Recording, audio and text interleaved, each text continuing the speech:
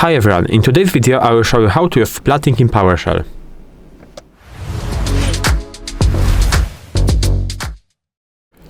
So as I said before, in this video you will learn how to use splatting in PowerShell. What is splatting? Splatting lets you pass parameters to commands in a clean and readable way using the add operator, and now I will show you an example of how you can do it.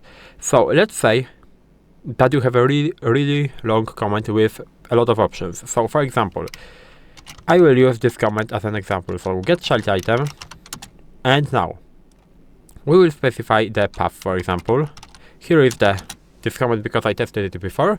So we have the path. We can use the option Recurse, for example.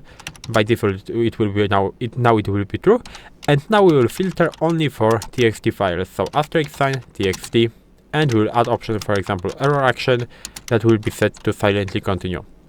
By doing this, we are listing only the txt files with some options right there, such as recursive, for example. And as you can see, it is working because I have here a directory, I think. So yes, I have a directory, so it is working. But if you have the command that is really long, it could be even longer. For me it is only 4 parameters, but you can have, for example, 10 parameters. You can use something what we call splatting, and in order to do splatting, we have to create a hash table. So we'll create a hash table, for example par. It will stand for basically parameters. Here we have to add the add operator, and we have to open the braces. And in this hash table we have to create a key value pairs, and each key value pair will be our option. So in that case, for example, in the first case, that is path, our key will be path and our value will be dot. In the second option, the key will be recurse, and the value will be either true or false, and so on in the filter and the ErrorAction. So now we can create a key value pairs. So path will be equal to dot, as I said before. Recurse will equal to true. Filter will equal to asterisk sign and txt, and ErrorAction will equal to silently continue, like this. And now it's very important to say that you have to check if you don't have any spelling mistakes, because if you have it, this command will not work. So I will check it very quickly.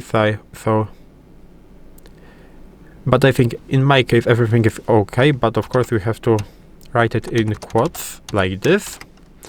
And now we will close that, and right now our hash table has been created. As you can see, we have the key value pairs, and now we can use this hash table with the Get-ChildItem command. So Get-ChildItem, and now instead of writing all of these parameters, we can just use add operator and par, like this. And as you can see, it is working exactly the same as the command above. So this is very useful. So you can use splatting if you have commands with many parameters. Parameters can be dynamic because you can, for example, easily change that. If you, for example, if you want to change this recurse from true to false, you can easily do this with changing the value. So it is very easy. You can also use splatting when you want just to do a cleaner scripts. So that's all in this video. If you know how to use splatting, and if you know why it is so useful, you can leave a like, subscribe to the channel, and I hope to see you in the next videos.